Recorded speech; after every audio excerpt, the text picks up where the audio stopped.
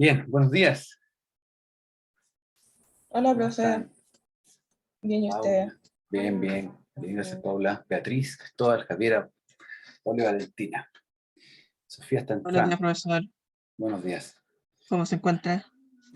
Bien, bien, bien, mucho mejor. ¿Cómo estás tú? Yo siempre estoy bien, muchas gracias. Qué bueno. Excelente. Además, la juventud que tienes todavía no te permite estar mal. Eh, Oye, chiquillos, chiquillas. Bueno, vamos calentando motores. Hoy ya estamos en la clase del lunes 10 de enero del 2022. ¿Cómo ha pasado el tiempo? Nuestra clase de número 18, donde vamos a hacer una descripción de una lengua, vamos a revisar el proyecto final. ¿Ya? Hoy día tenemos básicamente tres cosas que vamos a hacer.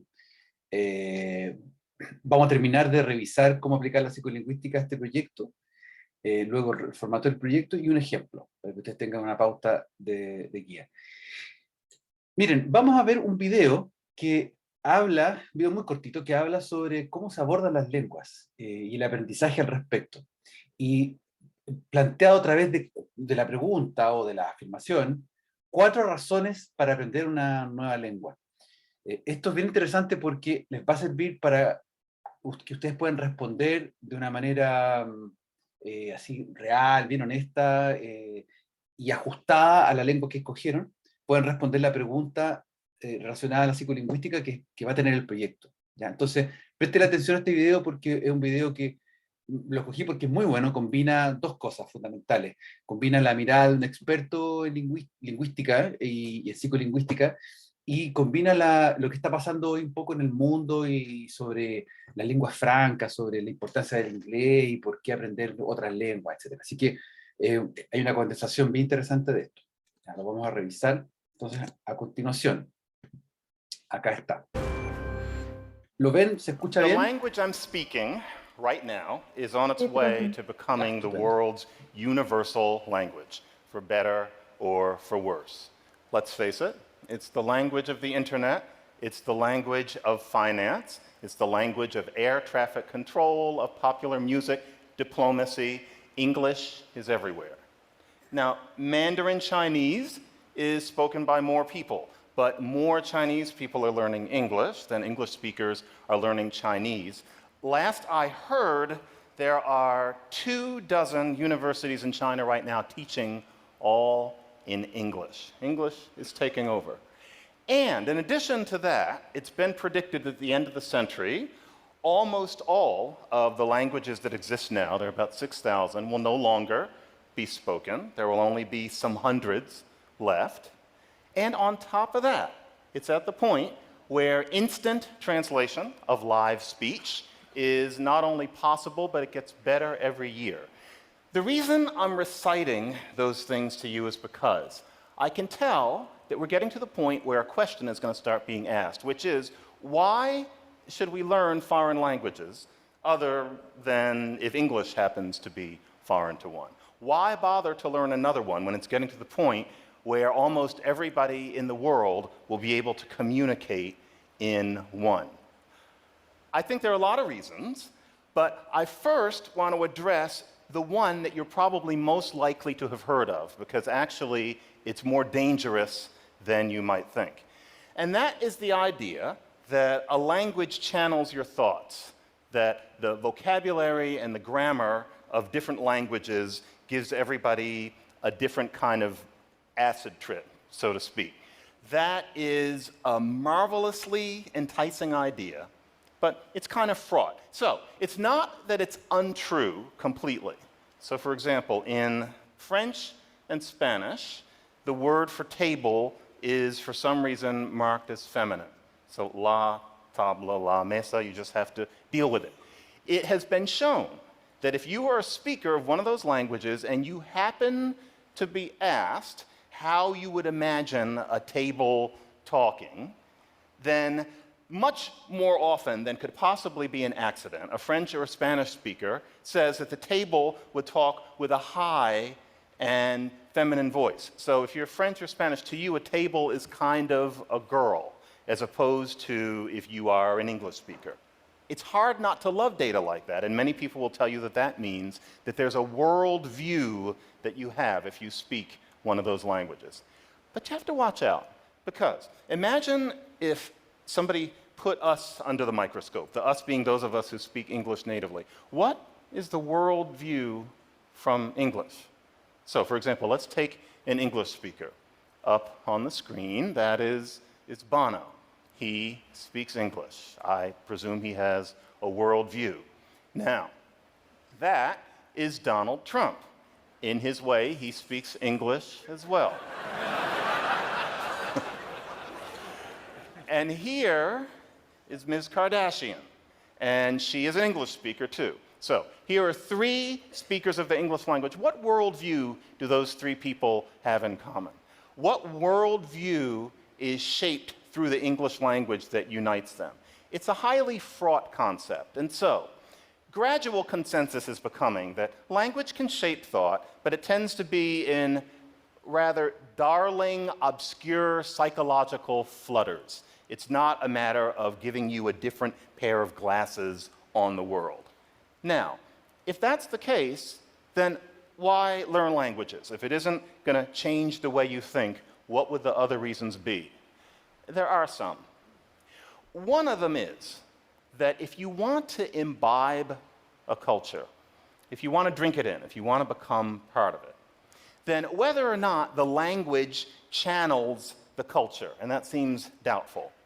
If you want to imbibe the culture, you have to control, to some degree, the language that the culture happens to be conducted in. There's no other way. There's an interesting illustration of this. I have to go slightly obscure, but really, you should seek it out. There's a movie by the Canadian film director Denis Arcand, read out in English on the page Dennis Arcand, if you want to look him up. He did a film called Jesus of Montreal, and many of the characters are vibrant, funny, passionate, interesting French-Canadian, French-speaking women. There's one scene closest to the end where they have to take a friend to an Anglophone hospital. In the hospital, they have to speak English. Now, they speak English, but it's not their native language. They'd rather not speak English, and they speak it more slowly. They have accents. They're not idiomatic. Suddenly, these characters that you've fallen in love with become husks of themselves. They're shadows of themselves. To go into a culture and to only ever process people through that kind of scrim curtain is to never truly get the culture. And so to the extent that hundreds of languages will be left, one reason to learn them is because they are tickets to being able to participate in the culture of the people who speak them, just by virtue of the fact that it is their code. So that's one reason. Second reason, it's been shown that if you speak two languages, dementia is less likely to set in, and that you are probably a better multitasker. And these are factors that set in early, and so that ought to give you some sense of when to give junior or juniorette lessons in another language. Bilingualism is healthy.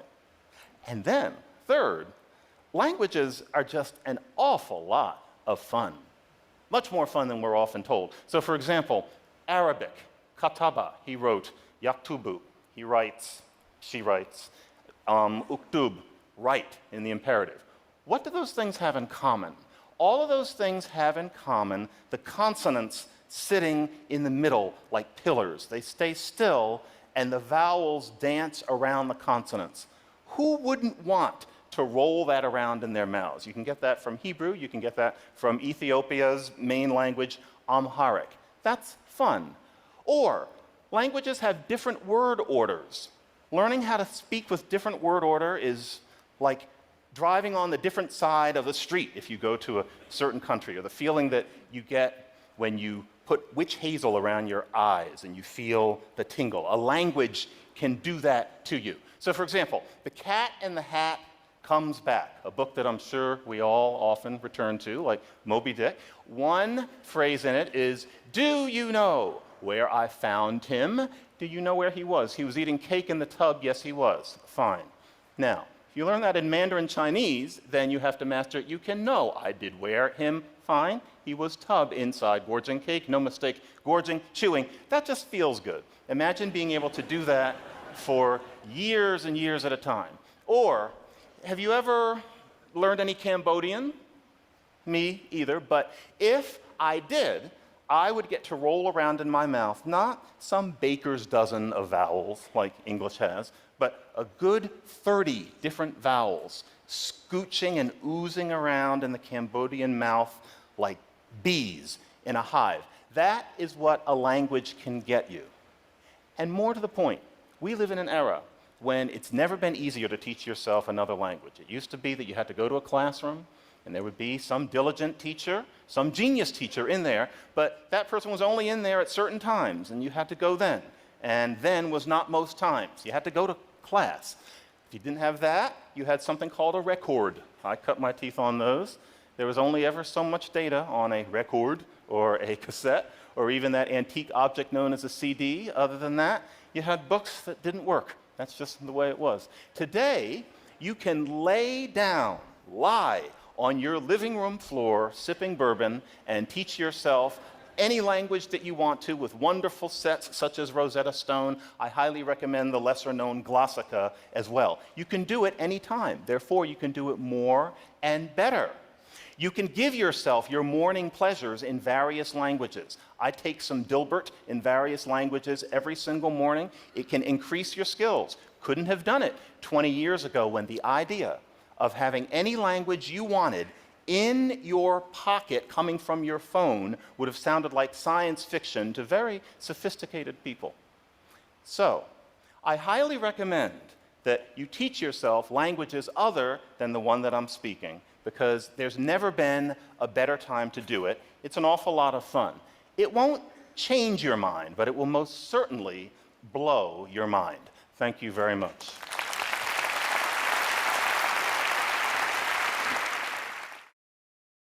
Bien, eso era lo que les quería mostrar como una forma de empezar la clase, y sobre todo porque lo que nos encontramos ahí son elementos cruciales de lo que es, si ustedes se fijaron, hay una síntesis un poco de lo que hemos hablado en las últimas clases con respecto a los componentes psicolingüísticos, las motivaciones para estudiar lenguas, esboza un poco la metodología, y sobre todo impulsa a la motivación de querer estudiar lenguas, no solo por un afán academicista, sino por un afán de poder meterse en el código de otras culturas, o sea, literalmente, y que no suena solamente un cliché, como a veces parece ser, lengua igual cultura y bla, bla, bla, sino que realmente tiene que ver con esta interiorización de otra cultura. Por ello, en esta charla las 4 razones que se presentan sobre aprender lenguas están muy conectadas con 2 cosas. Primero, con cuáles serían las lenguas que yo quiero estudiar, cuáles serían estas características que tienen estas lenguas para yo querer estudiarlas y cómo descifrarlas para poder mejor estudiarlas. Y sobre todo también esta motivación fundamental que tiene que ver con comunicar de una lengua a otra, que lo hacen los traductores, las traductoras. Es el rol fundamental de la comunicación lingüística, que no es mirar las lenguas solamente hacia adentro, sino que mirar las lenguas entre unas y otras. ¿Quieren hacer algún comentario de este video? ¿Les pareció, hay algo que les haya llamado la atención? ¿Algo que quisieran destacar?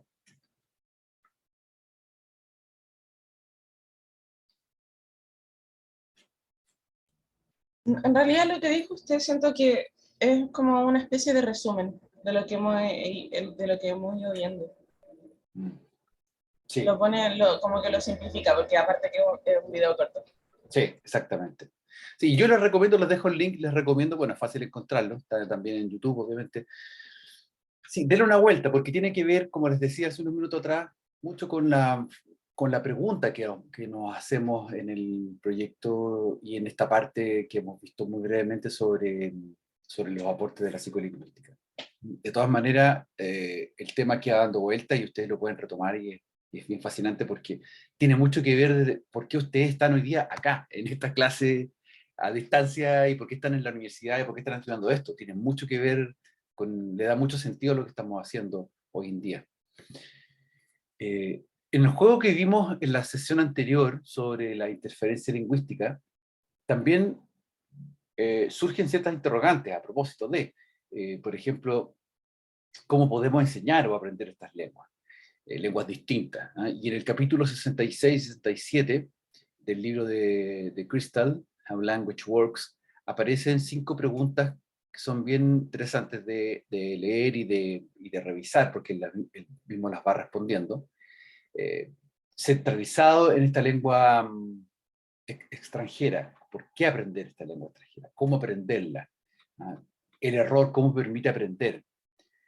Hay 6 factores exitosos para aprender lenguas. Cuenta tu experiencia personal. Eso también es interesante, ojalá lo puedan leer porque les va a permitir también responder las preguntas del capítulo de una manera así bien, bien clara, bien honesta y acorde a la lengua que hayan seleccionado. Yo me voy a quedar en esta parte y voy a presentarles los 5 métodos más importantes para el aprendizaje de lenguas según David Crystal, que también es una síntesis, un resumen de muchas ideas, pensamientos y de teorías y libros que han dado vuelta los últimos, no sé, 40, 50 años. No hay nada tampoco, hay algunas cosas que no son para nada nuevas. Lo interesante es ver si estos métodos, primero, cuánta efectividad han tenido en nuestra vida estudiantil como aprendices de lengua. Segundo, estos métodos funcionan por sí solos, cada uno de ellos de manera independiente. Tercero, ¿es posible combinar estos métodos? Un poquito de este, un poquito del otro. Entonces, cuando ahora los vamos a revisar explícitamente, pero ustedes implícitamente ya los han practicado hasta a la fecha. Así es que la reflexión en torno a esto es interesante desde este punto de vista, porque les permite hoy día estar conscientes de lo que han hecho en su vida como aprendices de lengua y cómo mejorar, en virtud de que aprender lenguas es clave, o sea, como el pan, es realmente el pan de cada día para cualquier lingüista y traductor. Estos son los 5 métodos. Primero, les voy a mostrar los 3 primeros en esta lámina: el método de la traducción gramatical. Segundo, el método directo. Tercero, el método audiolingual. El método de traducción gramatical es bien clásico, pues es el análisis gramatical de la lengua que contempla de una manera tradicional, formal,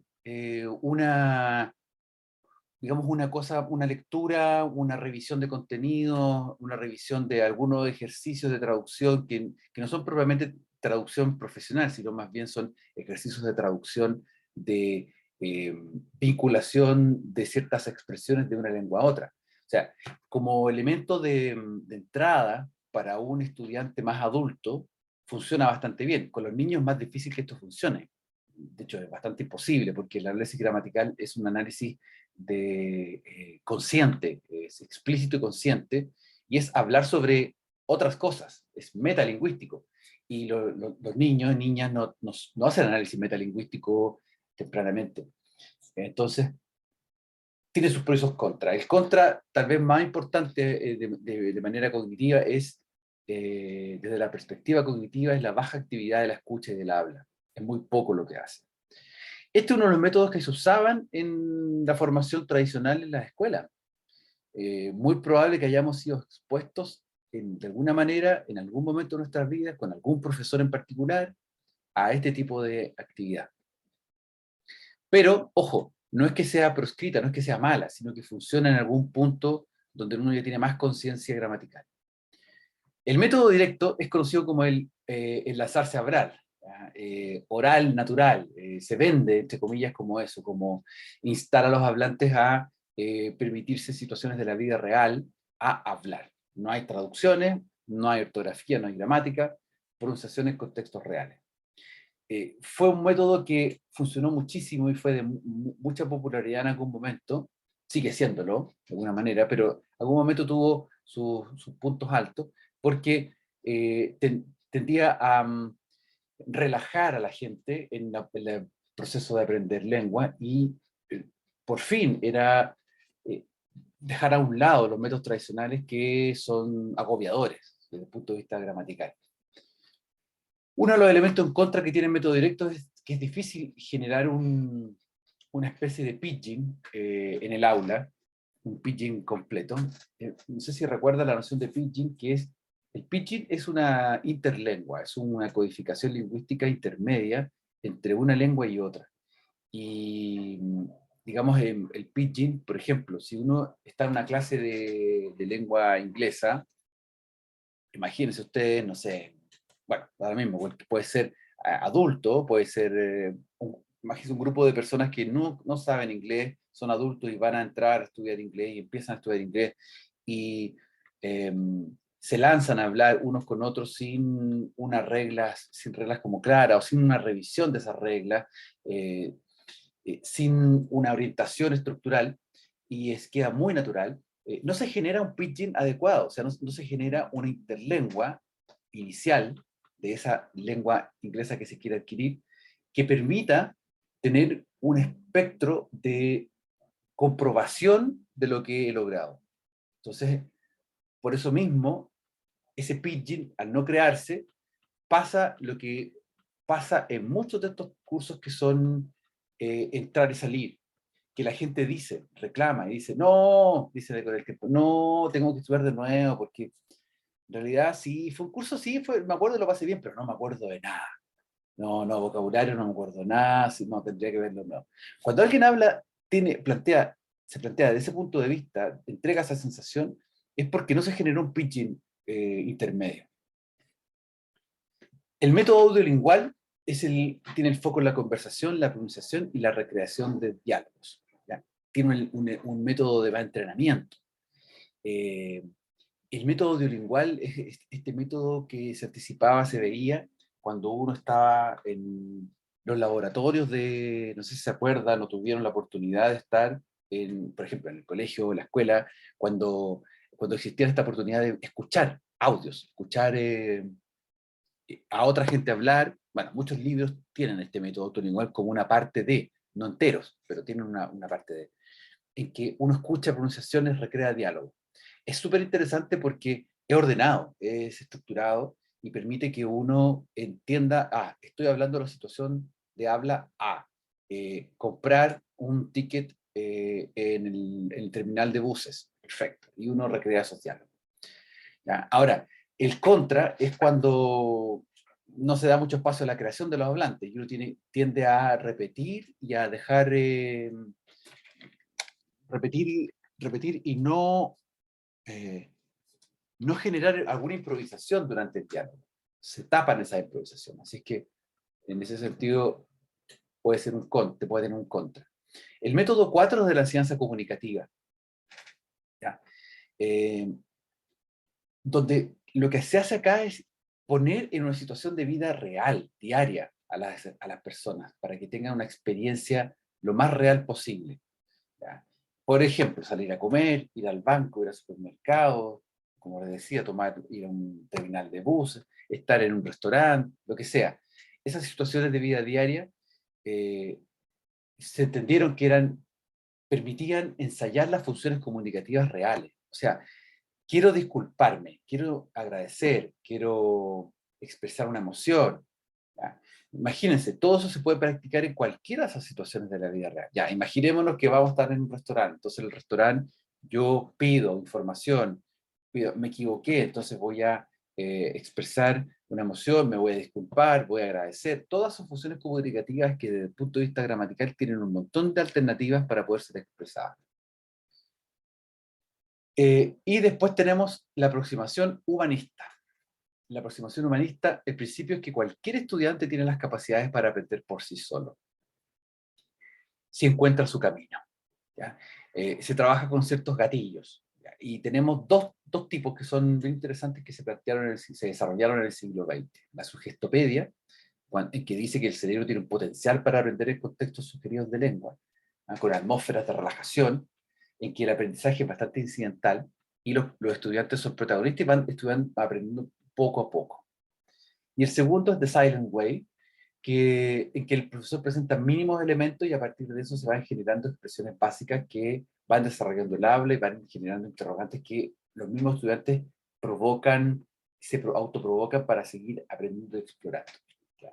Ambos métodos son, en términos ideales, fantásticos, porque están planteados desde una lógica muy relajada, muy de exploración, muy como debería ser todo en realidad, pero no están supeditados al estrés sano de un entrenamiento de aula, ¿ya? Y el estrés, ustedes saben, bueno, el estrés tiene lados positivos, pero él tiene lados tiene lados negativos, que pueden generar daño, pero tiene lados positivos, que tienen que ver con el orden, con la estructura, con tener una fecha para hacer cosas, con tener tiempo, en que tengo hoy día 1 hora para estudiar, no tengo más de 1 hora, y eso genera un estrés que me permite estudiar en esa hora, aprovecharla, y no dejarla de lado. Esos son los 5 métodos. ¿Qué les parece?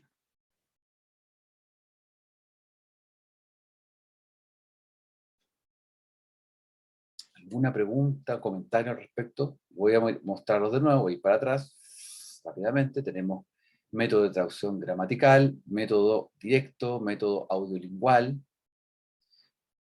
Pregúntese usted a sí mismos, a sí mismas, entre sus experiencias más cercanas sobre estudiar otra lengua. Por ejemplo, ¿cómo están estudiando japonés hoy en día? ¿Qué métodos están combinando? Método de traducción gramatical, método directo, método audiolingual, método de enseñanza comunicativa, método de la aproximación humanista. Cristóbal dice, uno se relaja demasiado, no se toma en serio el aprendizaje. Tú Me le está dices, refiriendo al enfoque del sugestopedia, perfecto. que es, porque a veces me ha pasado, sí, a mí me gusta el idioma y lo estudio en serio, pero muchas veces como uno está en su casa, se relaja demasiado, y a veces como que no se lo toma Sí, muy en serio. Pero con lo que dijo anteriormente sobre el respecto a cómo estudiamos japonés, yo por lo menos lo que hago es mezclar un poco lo académico, es decir, lo que enseño en la universidad, con lo propio. Por ejemplo, mi debilidad es el kanji y yo en vez de intentar aprenderme la pronunciación, intento verlo como en contexto, así como en libros, e intento copiarlo, inventar mis propias oraciones, combinando con las lecciones que hemos visto anteriormente. Después voy a YouTube y veo clases de japonés y aparte también pongo a escuchar conversaciones diarias con subtítulos en japonés para intentar adaptarme, que mi cerebro se adapte a escuchar la lengua y claro. por supuesto, practicar las palabras. Sí, sí, sí. Totalmente, súper, súper. Eso es lo que tiene que hacer, uno tiene que meterse de lleno en la escucha, en la sonoridad, en los tiempos, en la dinámica, en el ritmo. Y a veces eso no quiere decir que uno esté 100% consciente de todo lo que está pasando, en especial con una lengua como más distante como el japonés, bueno, y con cualquier lengua.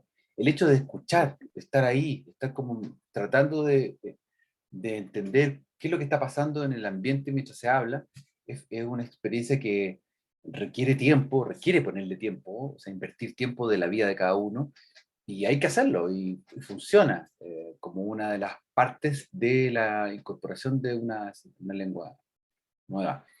Claro, ahora que igual que lo menciona, como que analizando los 5 métodos, me puedo dar cuenta que por lo menos en mi caso yo aprendí de manera muy diferente los idiomas que hemos visto en la carrera. Siento que inglés lo aprendí con un enfoque más de traducción gramatical, ¿Ya? como con las bases. En Claro. cambio, en primer año en portugués esas bases no me cruzaban en la cabeza, entonces me enfoqué más en un método directo de lanzarme a hablar, embarrarla, tratar de Perfecto. sobrevivir ahí un poco. Y con el japonés ha sido más como audiolingual, captarlo de todas partes de donde lo escucho porque se escucha tan poco que como que trato de rodearme más de eso. Claro. Entonces es como curioso cómo cada lengua puede ser aprendida con un enfoque diferente Sí. y ser como cundir más en ese aspecto. Sí, sí, sí, sí. Y es porque cada una te genera, como están planteadas dentro del mundo en que uno vive, que es netamente estas barreras culturales, como estas cápsulas culturales en las que uno vive, obviamente que la entrada del inglés está por todas partes, o sea, no hay forma posible de que uno evada escuchar inglés. No así con portugués y japonés, que ustedes tienen que hacer un esfuerzo por meterse en una comunidad de aprendizaje o una comunidad real donde ustedes puedan estar escuchando y estar sintiendo que pueden de a poquitito ir lanzándose. Yo creo que una de las experiencias más interesantes sobre eso, a propósito que lo plantea Cristóbal Javiera, es el hecho de lanzarse y cometer muchos errores.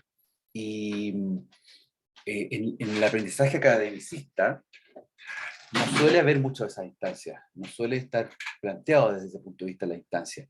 El aprendizaje academicista suele tomar muchos recovecos antes de, para poder generar las condiciones. Está bien, hay que generar ciertas condiciones estructurales, gramaticales, bla, bla, bla, bla, bla, porque academicistamente uno lo sabe, pero es súper importante también que eso no juegue como una barrera que genere un miedo y un terror a poder a lanzarse a hablar. Yo lo he visto, bueno, y también como experiencia propia, también yo años atrás estaba en cursos de distintas naturalezas, o como distintos métodos, y una de las cosas que uno más agradece al estar participando como estudiante es que quien dirige la sesión te diga, dale, no importa que te equivoques, dale, no hay problema. Y eso es algo como que parece ser muy sencillo, pero tiene que darse, o sea, tiene que manifestarse de una manera muy honesta para que el ambiente, el contexto de trabajo sea propicioso y realmente uno empiece a hablar y aprender esa otra lengua. Sí, yo, o sea, yo hago clases de francés particulares. Ya, Y he tenido varios alumnos ahora. Y una de las cosas que les digo siempre es que se equivoquen nomás, porque si no, ¿cómo van a saber que lo que están haciendo está correcto o no? claro. Prefiero que me digan que me digan mal una frase entera, que ocupen mal un verbo, que no lo conjuguen bien, me da igual el error, pero que se equivoquen y siempre les intento dar el espacio para que eso suceda. Y hasta ahora me ha funcionado súper bien. Qué bueno. Y también crea como una confianza distinta, siento yo, entre la persona que aprende y el que enseña. ¿Son estudiantes de distinta edad? Sí, ¿Por qué sí, le estoy haciendo clase a una persona como de 40 años. perfecto. Antes le hice a alguien de mi edad, más o menos. Ya esa persona de 40 años tiene... ¿Cuál es el propósito? ¿Por qué está aprendiendo francés? Porque quiere ir a Francia y quiere Ya, entonces, hablar un perfecto. poco. Súper motivada, entonces hay una motivación con un propósito muy Sí, claro. Sí, perfecto. Bien, excelente. Estos 5 métodos entonces son los que plantea David Crystal sobre las maneras más populares y, digamos, generales sobre cómo se trabaja y se estudia cada lengua. Por supuesto que cada uno de los 5 tiene recovecos, tiene disciplinas, teorías y distintas aplicaciones. Sobre las lenguas del mundo, o sobre el proyecto mismo que vamos a trabajar, ahora vamos a hablar un poquito de eso. Yo les había comentado que la bibliografía de consulta era esta, ya, que está bien, está acorde, pero decidí, por una cuestión de tiempo, decidí que vamos a tomar de los 2 libros de psicolingüística, o sea, literalmente hay 2 libros de psicolingüística acá, que es el de David Crystal y el otro es de Muriel Sabel-Troike. El resto de los libros que aparecen ahí son libros de consulta para la primera parte del trabajo que tiene que ver, que la parte más amplia, que tiene que ver con las tipologías, las clasificaciones, estos llamados sketches o esquemas de presentación de una lengua, en los términos morfológicos, fonológicos, sintácticos, etc. El segundo, el Sabel-Troike, no lo vamos a tomar, no lo vamos a considerar, porque hay un capítulo que es súper interesante, pero es que se los voy a asignar, preferí no asignárselos porque no lo hemos visto y no alcanzamos nomás, pues, lamentablemente. O sea, faltaron un par de clases para poder revisarlo. Creo que a la fuerza no funciona. Entonces, vamos a ver en qué consiste este mini proyecto o proyecto. Consiste en la presentación de las características fundamentales de una lengua natural hablada en la actualidad, previamente seleccionada por el equipo investigador. Perdón, y el objetivo es describir una lengua de sus componentes identificatorios, aplicando la tipología de lenguas, y plantear una sugerencia para aprenderla mejor. Ya, eso es como el gran objetivo.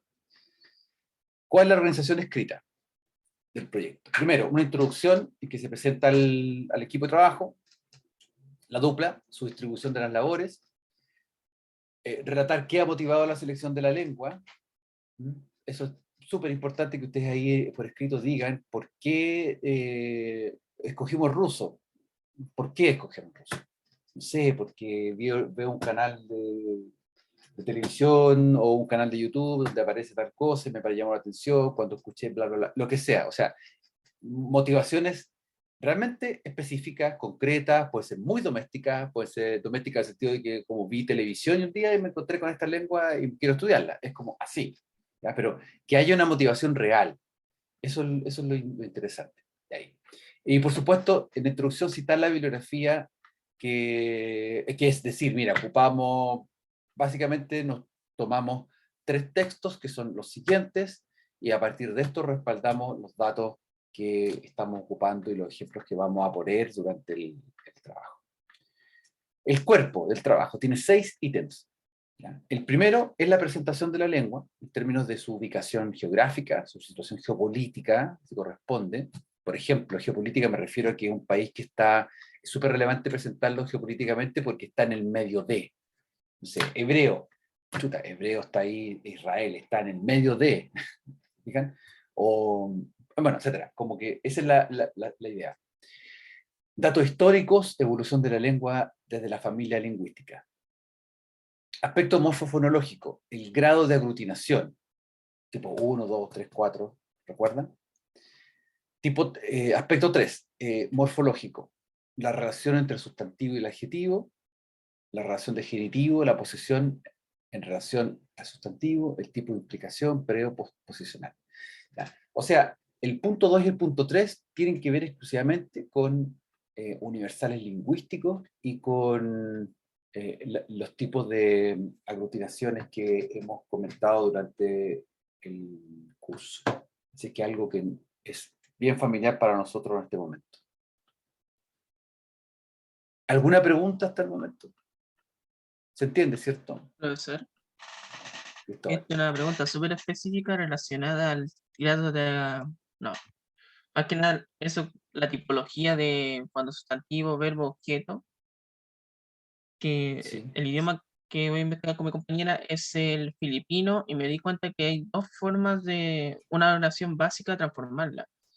La primera vendría siendo verbo, sujeto y objeto, pero también se puede hacer una transformación al español si le agrega una partícula en específico para que pase a sujeto, verbo, objeto, como para invertir el orden. Así que no Ya, sabría cómo, así cuál vendría siendo así la dominante. ¿Me podría dar como algún consejo para averiguar eso? sí, mira, puedes plantear las dos cosas y te aconsejo que revises, a ver, espera, por aquí tengo a la mano, el libro de Bernard Conry y el de Campbell. En esos 2 libros debería aparecer información sobre eso. Y bueno, cualquiera de los textos que están ahí, que tienen distintas aproximaciones de lengua y presentan hartas lenguas, te van a servir para dilucidar eso. Sí, hay un canal, bueno, más adelante les voy a mostrar un canal de un youtuber de las lenguas que es bien famoso, que no me acuerdo si tiene filipino, pero también lo presenta, y es uno de los tipos más que he visto, que yo he corroborado los datos, que prepara súper bien cada presentación de lengua. Es increíble el tiempo que le ha dedicado este personaje a la presentación de lengua en la misma dimensión que nosotros estamos trabajando hoy día. O sea, es como un tipo muy academicista, pero youtuber en la forma de presentar, y lo hace muy entretenido, además. Bueno, eso puede ser, digamos, esos 2 fuentes te van a ayudar. Gracias. De nada, Cristóbal. Entonces, tenemos aquí elementos que hemos trabajado durante el curso. El siguiente aspecto es el cuarto, el aspecto morfosintáctico, que también está incluido dentro de lo que hemos ido conversando, los tipos de orden de palabras, sujeto, objeto, verbo, y B, otros aspectos relevantes por destacar. Si es que hay algo que tiene que ver, por ejemplo, lo que tú acabas de mencionar, Cristóbal, podría caber perfectamente en otros aspectos relevantes por destacar. Por ejemplo, que el tipo de orden SOV es este, y se producen ciertas variantes. Pero además se produce esto, si yo agrego tales partículas, se producen estas otras posibles variaciones. Esos son otros aspectos relevantes por destacar. O tal vez otro aspecto que no estamos... No lo hemos visto, no lo hemos imaginado, que tenga que ver con alguna cuestión preposicional. Por ejemplo, hay lenguas que pudiesen ser preposicionales y tener atisbos de posposición, o sea, que ambos aspectos se confluyan en la lengua, que aparezcan. Eso también es un aspecto relevante por destacar que cabría en lo morfosintáctico. 5. Y con esto ya vamos cerrando el aspecto de lo que es análisis lingüístico de esta lengua que hemos seleccionado. Presentar una muestra acotada de la lengua seleccionada para evidenciar la caracterización de la lengua. O sea, todo lo que hemos hablado con anterioridad se evidencia, bueno, obviamente no aparecen todos los aspectos, pero sí en un texto informativo de 20 líneas, un texto que es formal, deberían aparecer los aspectos fundamentales que tienen que ver con el tipo de orden de palabras, con algunos de los 7 universales que se planteaban en el punto anterior, en el punto 3, etcétera. Puede ser cualquiera de esos tipos de esos elementos. Lo importante es que ustedes aquí incorporen un registro de algún texto informativo. ¿Qué texto informativo sugiero? Prensa. Es lo más amplio, porque además trabaja con temas que son, en este momento, comillas, universales. Por ejemplo, el tema hoy día que tiene que ver con, no sé, COVID. Tema súper universal, y si está planteado, aparece en una columna, un texto informativo de uno de los diarios más importantes de uno de los países donde se habla esta lengua. Ustedes lo pueden incorporar, perfecto, porque además funciona como una muestra de lengua formal, no coloquial, pero formal, y con los aspectos gramaticales que van a estar ahí adecuados y acuciosamente presentados. Usen una tabla o un cuadro de apoyo para mostrar los elementos identificados. Por ejemplo, si ustedes quieren declarar ahí que, voy a volver un poquito hacia atrás, quieren declarar que el grado de aglutinación, que se nota que el grado de aglutinación es de tipo 2, o sea, una aglutinación muy como el turco, que el sustantivo va siempre adelante del adjetivo, que hay preposiciones, ¿ya? Esos elementos que ustedes van a ver presentado acá, los pueden plantear a través de una tabla o un esquema a continuación de este texto, de este texto ejemplo de la lengua seleccionada. Y con eso cerramos esta parte, la parte número 5, el punto 5, y cerramos lo que tiene que ver con la presentación misma. Ahora, yo les sugiero que para efectos de la exploración, o si quieren además destacar algo, ¿ya? Ahí están esos 3 canales de YouTube que son muy buenos, que hay harta información sobre distintas lenguas y distintos fenómenos de lenguas. Pueden ser muy útiles y les pueden servir como apoyo, o sea, de hecho, los pueden citar, referenciar, como el capítulo tanto menciona y habla de esta lengua que seleccionamos y presenta ejemplos sobre esto, y ustedes pueden incorporar también esos ejemplos si que quieren mostrar puntualmente cómo funciona la lengua. Eso es súper útil. Si yo tengo la duda, a ver, ¿cómo presento esto? ¿Voy a poner el video entero? ¿Voy a poner un link? ¿Voy a hacer...? Ya, el video entero no lo vamos a poner dentro del informe, y en la presentación oral tampoco no lo vamos a poner entero, no alcanza. Pero sí ustedes pueden referenciarlo. Hay un video en particular en uno de estos 3 canales que nos sirvió para poder ordenar la información de esta tabla o cuadro de apoyo final, donde mostramos el retrato, la foto de la lengua que seleccionamos, que presentamos. En el número 6 pasamos al capítulo del aprendizaje de lengua, que se desarrolla a través de 2 preguntas que ustedes tienen que contestar, y que van a estar basadas en David Crystal y la experiencia de vuestra experiencia de aprendizaje en lengua. La primera pregunta es: ¿qué método de enseñanza usarías para facilitar el aprendizaje de esta lengua seleccionada? Según David Crystal, está en el capítulo 67, lo que acabamos de revisar un minuto atrás. Entonces, ahí la respuesta es declarar, como les decía, repito lo que dije anteriormente, un método en particular que funciona, o es una combinación de métodos, o es un paso a paso entre un método y otro. Ustedes tienen que ahí plantear de una manera bien exploratoria y bien de acuerdo a lo que ustedes ven con su experiencia al verse enfrentado a esta lengua que no conocemos y que la seleccionamos y que la estamos estudiando de una manera teórica, no estamos metiéndonos de lleno a hablarla, sino que la estamos mirando como una primera aproximación. ¿Ya? Entonces, ¿ustedes qué les parece que sería el método de enseñanza que usarían para facilitar el aprendizaje? Pensando, por ejemplo, en hablantes como ustedes. ¿Ya? O sea, mirémonos un poco al espejo. ¿Cómo nosotros, ya, si fuéramos a enseñarle a alguien que tuviera las características de nosotros, ¿cómo enseñaríamos? ¿Qué método ocuparía? ¿Ya? Por eso la idea de la pregunta complementaria, ¿usarías métodos combinados paso a paso?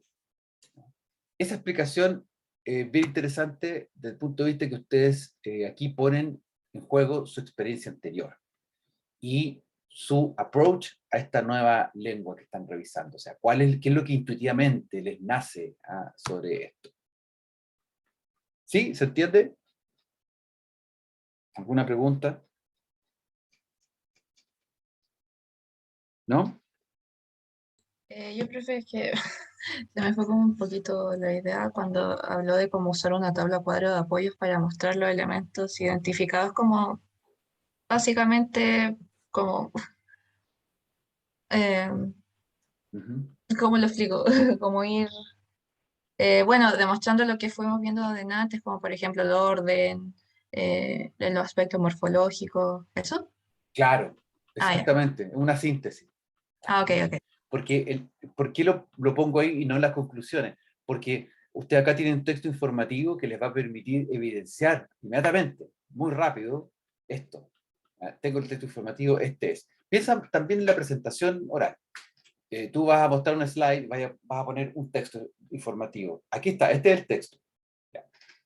Siguiente slide, el texto fuera, o sea, lo que hay en el texto pudimos encontrar en el texto y se evidencia este tipo de cosas. Pasa que aparece esto otro, esto otro, esto otro.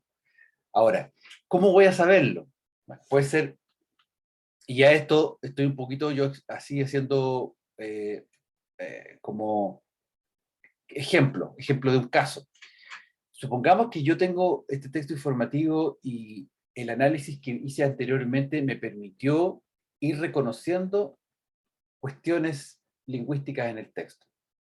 Entonces yo mismo a lo mejor, o el mismo grupo va a poder ser capaz de declarar, decir, mira, estos elementos que están aquí en este texto aparecen, se ven, están presentes.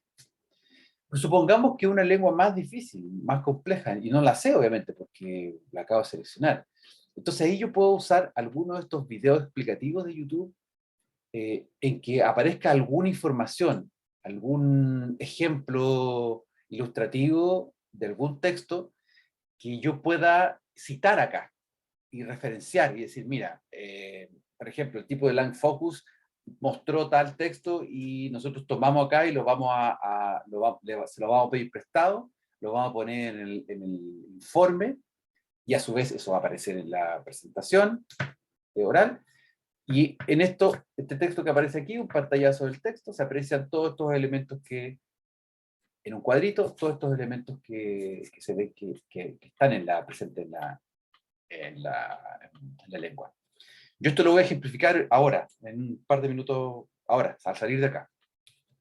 ¿Ya?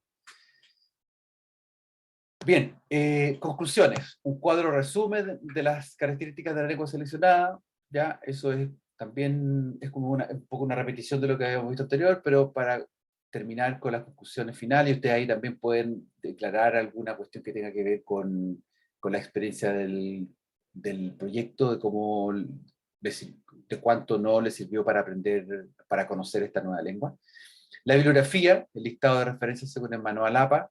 ¿Ya? Yo les voy a dejar el manual APA como anexo para que puedan referenciar, sepan referenciar todo lo que tiene que ver con links. ¿Ya? De todas maneras, esto lo podemos chequear en la próxima clase, que vamos a estar trabajando en eso. La evaluación del proyecto es la presentación escrita, el formato que está ahí, muy sencillo, y la presentación oral, que la gracia de la presentación oral, lo más importante, es que ustedes puedan destacar qué ha motivado la selección de la lengua, así, pero de entrada, y luego una presentación esquemática de los 6 puntos del cuerpo del trabajo. Obviamente los 6 puntos los tienen seleccionados, o sea, los tienen presentados de manera amplia en el informe. Acá es una presentación esquemática porque tenemos poco tiempo. Bueno, cualquier pregunta lo vemos, me lo puede hacer por correo, lo vemos en la siguiente sesión. Quiero mostrarles acá un ejemplo de presentación de una lengua. Por ejemplo, si yo quiero estudiar el finlandés, me motiva mucho y voy a ubicar al finlandés dentro de Finlandia con ese tipo de datos que aparecen ahí. Los pongo en un mapa, hago una geolocalización del país donde se habla la lengua, obviamente, eso tiene que ser así. Luego presento una clasificación genética. ¿Se fijan? Ahí están las características de la lengua, que es una lengua fino-úgrica, que es una rama de las lenguas urálicas.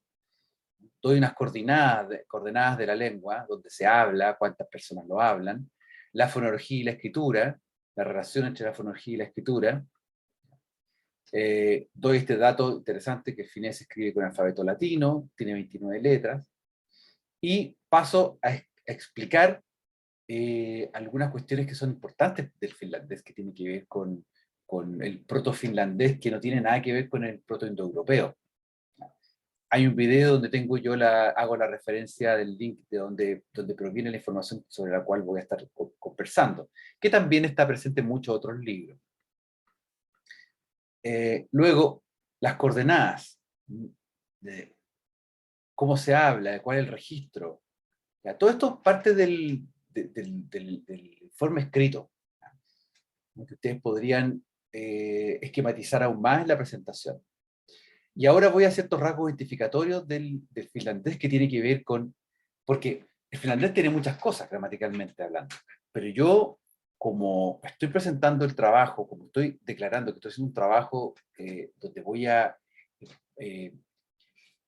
preponderar o ponerle foco a ciertas cuestiones que me permitan dar una diferenciación de esta lengua, una distinción de esta lengua con respecto a otra. Entonces voy a centralizar todo esto en los casos gramaticales o la flexión morfológica. Y hablo de esto, de tal manera que presento estos rasgos, estas características de la lengua finlandesa. ¿Se fijan? Acá yo acabo de tomar un cuadro de este video en que se presentan 6 características que son fundamentales dentro de la lengua finlandesa, o el finés. No las voy a leer todas por una cuestión de tiempo, porque se nos puede acabar el tiempo.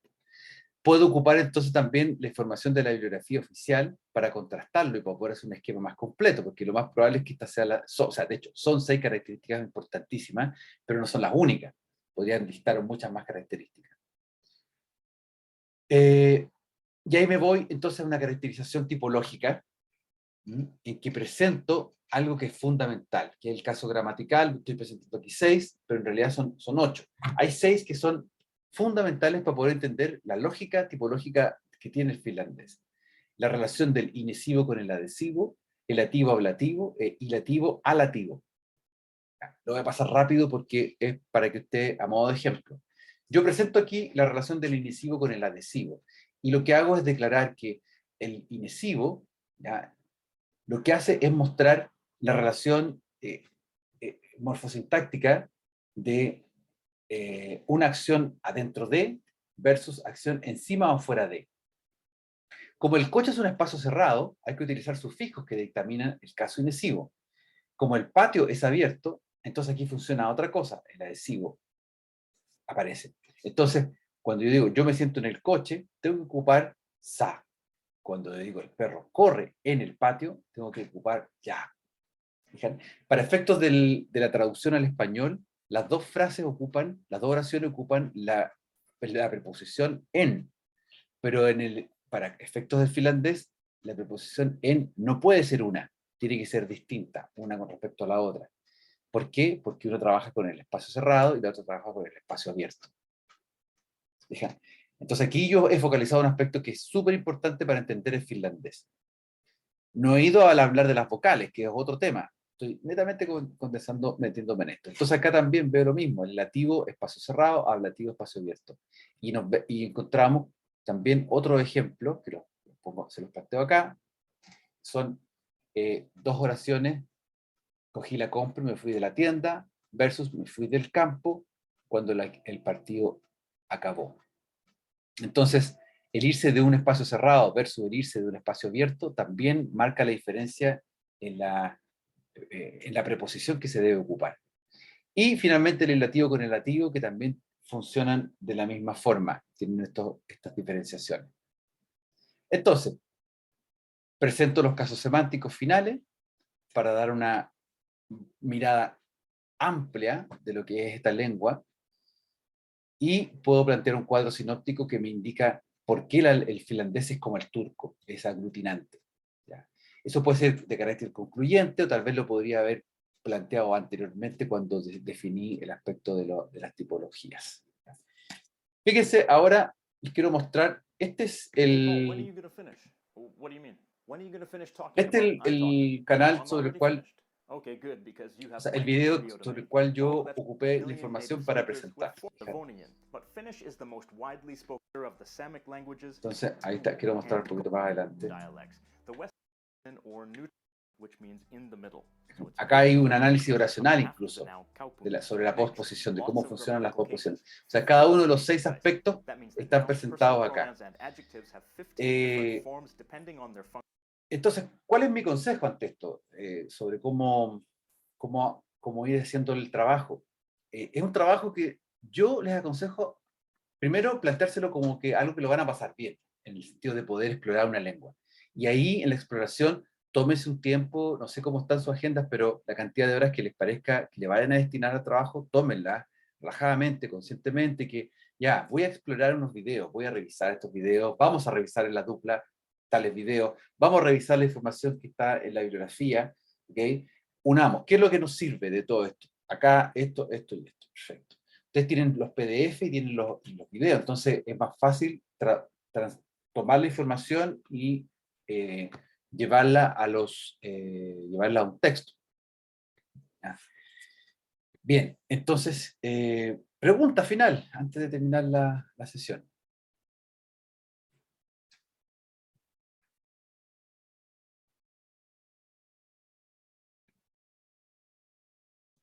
Por mi parte, ninguna, profe. Ya, muy bien.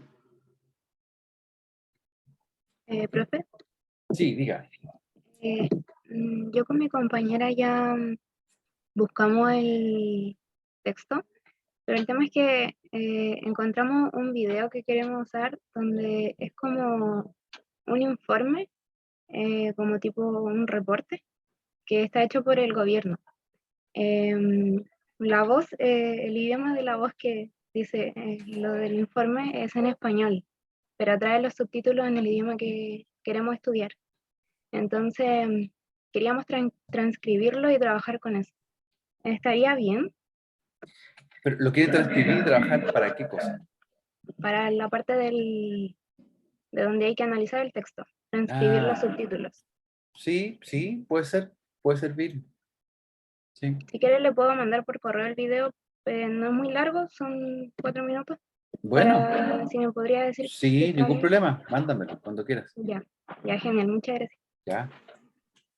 Yo les voy a dejar ahora la presentación de hoy, más un PDF donde está ordenada la estructura, para que puedan rápidamente transportarla a su Word. Y la estructura del trabajo es una sugerencia de orden para la evaluación, para ver comparativamente cómo cada uno produjo. Obviamente cada trabajo va a ser distinto, y esa es la gracia, porque son lenguas distintas, las informaciones que hay son distintas, los materiales con los cuales van a obtener información de los videos de la lengua pueden ser distintos. O sea, pueden ocupar videos, pueden ocupar la bibliografía que yo les di, pueden ocupar otra bibliografía, obviamente, que encuentren. Sí, hay un montón de información de las lenguas por todas partes, así es que pásenlo bien, es un trabajo entretenido, y la información que ustedes pongan al final, que que registren en el trabajo, necesariamente tiene que ser distinta de un trabajo a otro, no van a ser trabajos como con un formato idéntico cada uno, digamos, cómo van a analizar cada uno la información. Eso va a depender de las expectativas que ustedes tengan, de la lengua y de lo que quieran privilegiar en la presentación de cada lengua. Ya pues, que tengan muy buena semana.